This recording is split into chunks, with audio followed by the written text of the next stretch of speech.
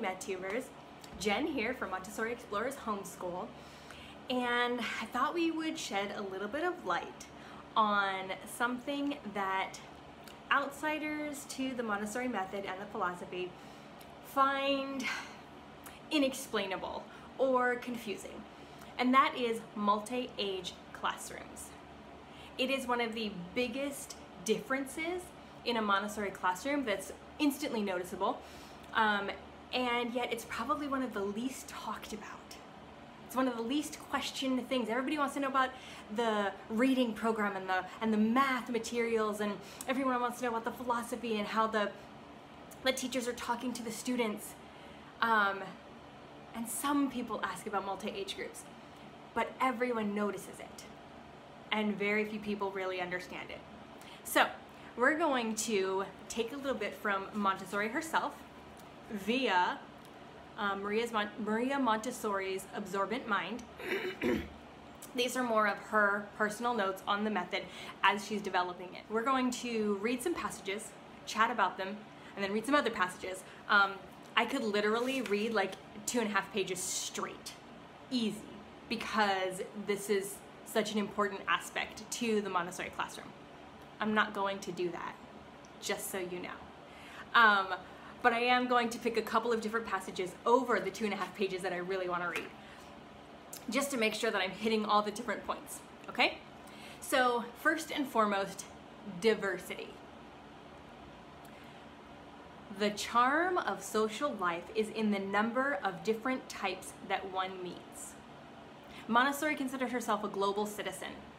She was a human of the planet Earth. She wanted to be buried wherever she died because she considered herself to be a member of the planet and not any one country, continent, or culture. I think that's beautiful, by the way, side note. But it's true that true society and the charm of that is that you meet so many different kinds of people. How can children meet lots of different kinds of people if they're stuck in a room with only kids their own age? And back in her time, it was kids their own age and their own gender.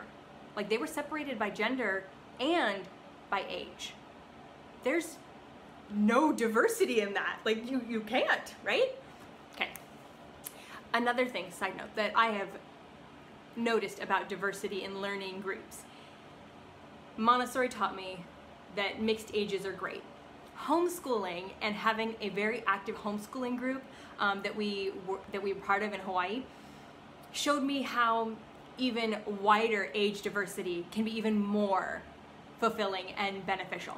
My kids can talk to adults, children, babies, they talk to everybody the same.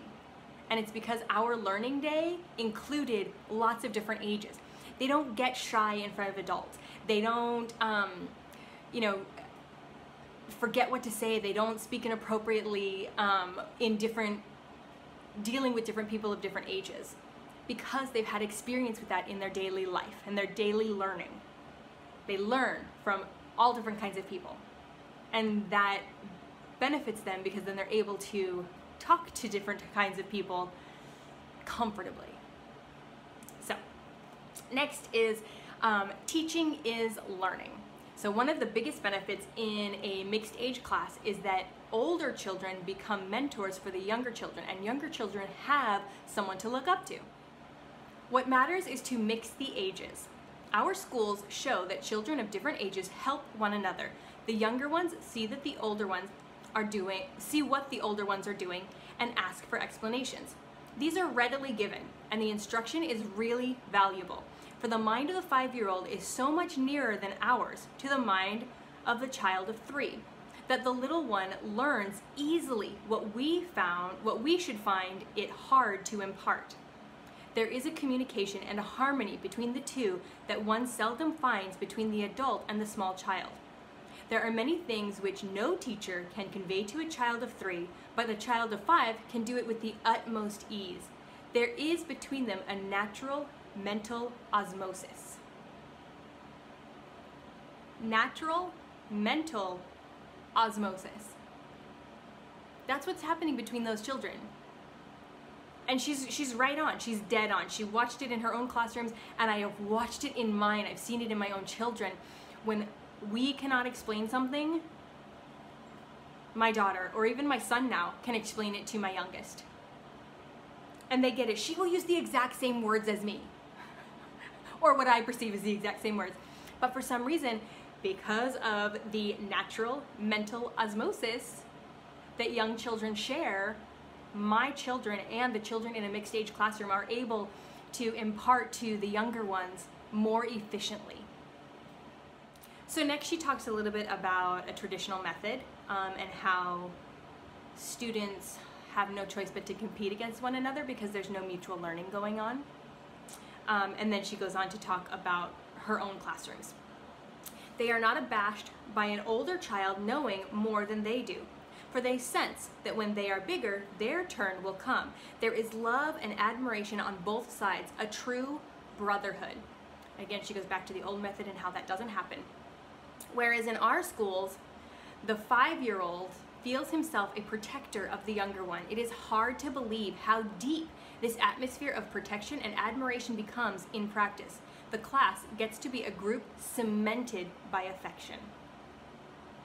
Can you imagine if the world leaders of today, those making decision on foreign policy and public relations and healthcare and all of that business, could you imagine if they grew up in a group cemented by affection?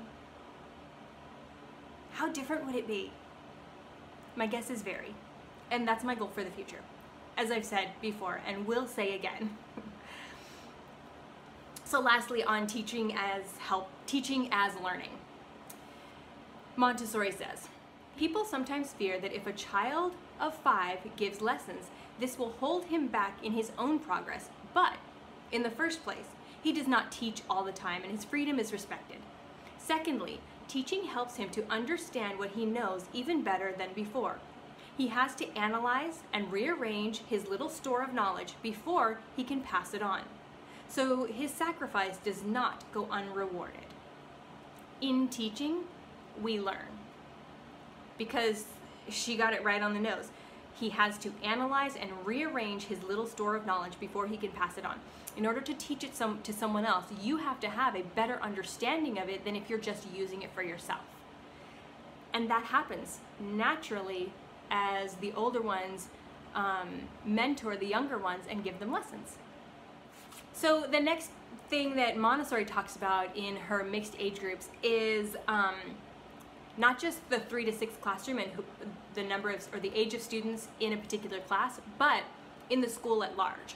So in her vision of a Montessori school, the 3 to 6 age classroom is specified by space, but not separate from the 6 to 9 class or the 9 to 12 class, and so on. Specifically in her school, they were literally half walls that their shelves were up against, and that was it. That's all that divided those classrooms. This is like my most favorite and fabulous Montessori quote. Are you ready? Okay. One can always go for an intellectual walk.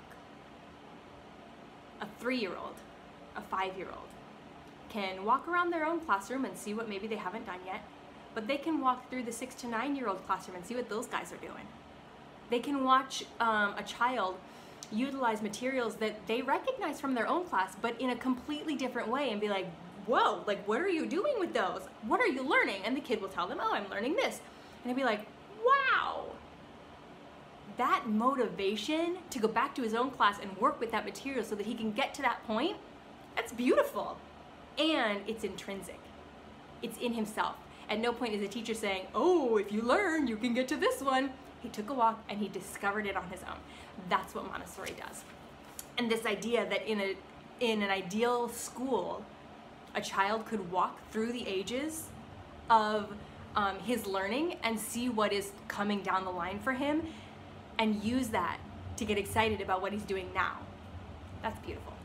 And it's amazing. So she talks a little bit more about, you know, the specifics of moving from class to class and the benefits of that. And then she ends on this, or rather, she keeps going, but I'm gonna end on this. Our schools are alive. To understand what the older ones are doing fills the little ones with enthusiasm. The older ones are happy to be able to teach what they know. There are no inferiority complexes, but everyone achieves a healthy normality through the mutual exchange of spiritual energy. I adore the way she looks at learning and experiencing the world. Everyone achieves a healthy normality through the mutual exchange of spiritual energy. Everyone in that class is learning and everyone is teaching, not just the guide, not just the teacher, but everyone. And through that shared spiritual energy of learning and teaching, we all achieve a healthy normality. Even the teacher. One of the things in our last homeschooling group that we were part of was, the reason we started it was because we were kind of tired of all of the homeschool groups in that area saying this class is geared for preschoolers, or this is a second grade class. And it would frustrate me so much, and I was so thankful when I finally found some other moms who were also frustrated at the fact that if I brought my 4-year-old into that second grade class that my daughter was trying to attend, I would be asked to keep him outside, or I would be asked to not attend that class at all if I was planning to bring him with me. And that was so frustrating because he can learn from that. He might not learn everything that she learns or that the rest of the class learns. He might not retain all of it or understand all of it, but there will be things that he can learn and benefit from. And the same vice versa. When she comes to classes, there was less hubbub about her attending his classes because she's older, and thus theoretically she's going to be more well-behaved, she's going to be more productive in the class, she's going to contribute, and so there was less kickback from when I would take her to his classes. But still, every once in a while they would say, oh, she's going to be really bored. And I would be like, you don't know my kid. She does not get bored if there is learning involved. Is there going to be learning at this thing? Then she's fine. And we were so frustrated with constantly meeting that same argument about who should attend a class and who shouldn't, that we just decided, done. We made our own group, and we as parents started teaching the lessons to everybody. Like, this is what we're teaching. If your kid's interested, come. I don't care how old they are. We had toddlers learning alongside 3rd graders. They all learned how to use a map. They all learned science. They all learned reading. They all went to the library together and had story time, and they always enjoyed each other. They always enjoyed the lesson. And it's because mixed ages work. They don't just work, but they're better. Okay, that's my soapbox on mixed ages in the classroom. If you have a question or a comment about mixed ages in your classroom or in your homeschooling group, or if you're having some of that difficulty like we were in attending those types of things, drop us a comment below. Let us know. We would love to help you work out some ideas and some support, and try to give you some support for getting through those days, because you can get through them. And you will eventually find the group that you need, even if it means you have to make it yourself. Subscribe to our channel and you'll get updates when we post new videos. We're happy to have you, and we'll see you next time.